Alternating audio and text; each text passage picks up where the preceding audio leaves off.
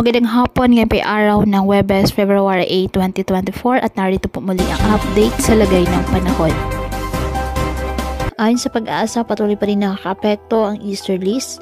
Apektado nito ang eastern section ng ating bansa.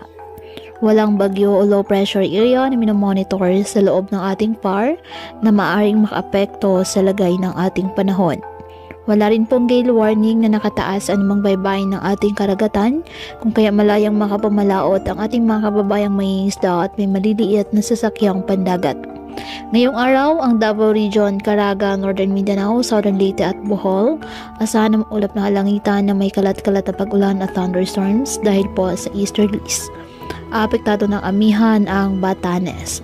At ang nalalabing bahagi ng ating bansa, kasama na ang Metro Manila, asahan ang bahagyang maulap hanggang sa mulap na kalangitan with isolated rain showers or thunderstorms dahil po sa easterlies at localized thunderstorms.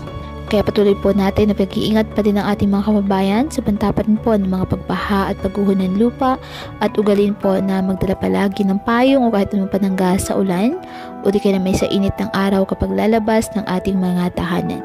At yan po muna ang update sa lagay ng panahon ngayong araw. Muli, patuloy po tayo na mag-ingat at palaging tandaan, God loves you. Stay safe and God bless.